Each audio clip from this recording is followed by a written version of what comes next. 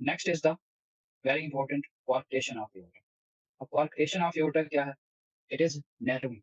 किसकी नैरोइंग है? इस जगह की नैरोइंग है।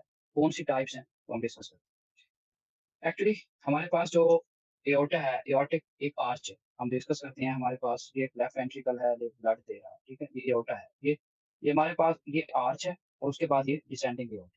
ठीक, उसके बाद यहाँ से हमारी वेसल्स निकल रही होती हैं, और यहाँ पे एक हमारे पास होती है डक्टस आर्टरियोसिस, और उसके ऊपर हमारे पास यहाँ पे वेसल्स के रोटेट सबक्लेवियन वगैरह हो, वो जो वेसल्स जो ब्रेन की तरफ जाती है। ओके, सो अब इस चीज को पॉइंट आउट करें कि ये हमारे पास जो है वो है डक्टस आर्टरियोसिस, जो हमने अभी डिस्कस किया था, जो कि पल्मोनरी ट्रैंक के साथ डिसेंडिंग एओर्टा में कनेक्ट होती है। अब एआर्टिक नैरोइंग का मतलब नैरोइंग ऑफ एओर्टा। अब एओर्टा कौन सा aorta? Arch of aorta, descending aorta? Descending aorta. Descending aorta ये भी डिसेंडिंग है, ये भी डिसेंडिंग है, ये भी descending. Which is most common aortic narrowing? MCQs आता है जक्स्टा डक्स्टल। जक्स्टा का मतलब होता है just before, just sorry just after, juxta ductal, just after the ductus arteriosus, यहाँ पे ये area, that is most common here, ये area just distal or juxta to this ductus arteriosus. This is the most common position, which is juxtaductal. Narrowing of aorta in the juxtaductal. अच्छा, what are the associated conditions? क्यों होती है? कौन सी ऐसी conditions है? एक है bicuspid aortic valve, हमने डिस्कस किया था। जो valve के leaves flats होती हैं वो अलग-अलग होती हैं, एक, ये दो और ये तीन, इसी तरह होती हैं अलग। लेकिन अगर bicuspid कैसे होगा? वो ऐसे होगा, ठीक है, वो ऐसे होगा कि ये दोनों मिले हुए होंगे और ये अलग होगा, तीनों बस अलग नहीं होंगे। This is bicuspid. This bicuspid is associated with this coarctation of aorta. Okay. Next, other heart defects, Turner syndrome, very important MCQs. Very important. Turner syndrome is associated with coarctation of aorta. ये आता है exams में, very important. Super high yield question. Super high yield question. Okay. Next is, what are the different presentations? कैसे present करेगा coarctation? सबसे पहले आप देखो कि मैं ना इसको अब्स्ट्रैक्ट कर रहा हूँ यहाँ पे, ये मैं ब्लड रोक लिया यहाँ पे, क्या होगा? मैंने आपको बताया कि डिसेंडिंग का जो मसला है वो होगा, किसका होगा? डिसेंडिंग एओर्टा का मसला होगा। और डिसेंडिंग एओर्टा किसको देता है?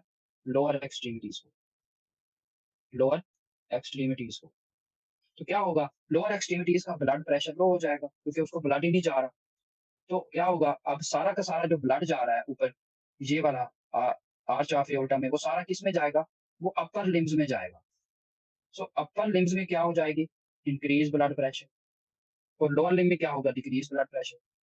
This is discrepancy of blood pressure. A hypertension in the upper extremities and weak delayed pulse in lower extremities, which is called brachial femoral delay.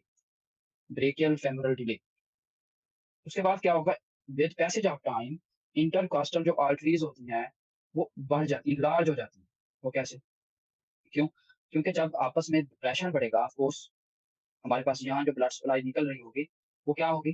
फूलेगी, और उसकी वजह से क्या होगा?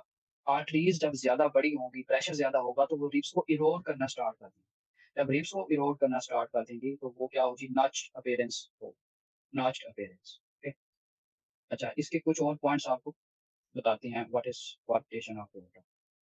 ओके, अच्छा, इसमें देखें सबसे पहले कि इसकी पैथोफिजियोलॉजी क्या है। What is pathophysiology of coarctation of aorta, जो यूएसएमएलई के स्टूडेंट्स के लिए इंपॉर्टेंट है।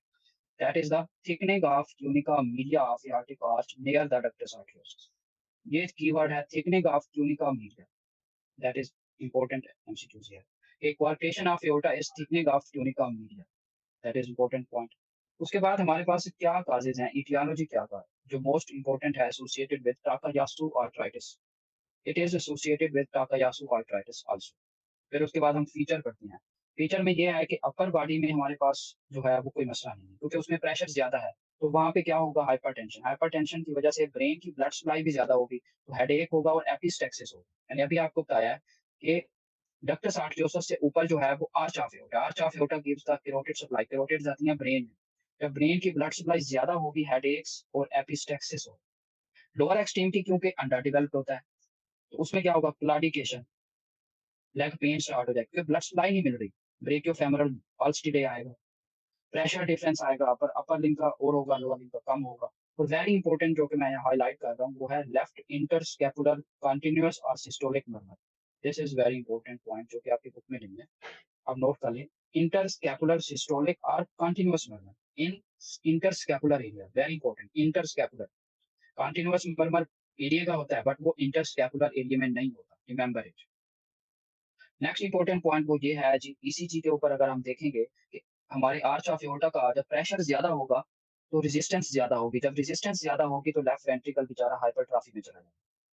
और एक्सरे अगर हम देखेंगे तो थ्री साइन होगा। थ्री साइंस क्या है मैं ऊपर आपको दिखाता हूँ। एआर्टिक इंडेंटेशन की वजह से, और इंफीरियर नॉचिंग होगी थर्ड फोर्थ से लेके एट्थ इंच तक। और सबसे मोस्ट इंपॉर्टेंट क्या, डायग्नोसिस करने के लिए क्या करेंगे, इको करेंगे। ट्रीटमेंट क्या है जी, ट्रीटमेंट है इसकी balloon angioplasty with stent placement. उसको ये एक कंस्ट्रिक्टेड एरिया है, लेट्स सपोज, ओके ये एक कंस्ट्रिक्टेड एरिया है, तो यहाँ इसको खोलना पड़ेगा ना, तो इसके अंदर क्या डालेंगे, स्टेंट डाल, ताकि ये खुल जाए। तो कहते हैं balloon angioplasty and stent placement. जिस तरह मायोकार्डियल इंफार्क्शन में हम पीसीआई करते हैं, परक्यूटेनियस कोरोनरी इंटरवेंशन, उसमें बैलून डाल के स्टेंट डाल देते हैं, इसमें भी हमको खोल के स्टेंट डाल देते हैं। सो सर्जिकल रिपेयर, उससे समटाइम सर्जिकल रिपेयर भी चाहिए होती है, बट मोस्ट लाइकली हम balloon angioplasty and stent placement. Okay, so अभी हमने ये डिस्कस किया कि हमारे पास क्वार्टिटेशन ऑफ एओर्टा है। अब थ्री साइंस क्या होता है वो भी आपको मैं इस डायग्राम्स में देखें। ये आपको नजर आ रहा है, मैं रेड से हाईलाइट कर रहा हूँ। ये आपको कुछ नजर आया है, दिस इज थ्री, मैंने ऐसे बनाया, this is called three sign. ठीक है, इसको गौर से देखें, this is called three sign. Coarctation के एरिया में ये जो है इसको कहते हैं three sign. Okay, this is three sign.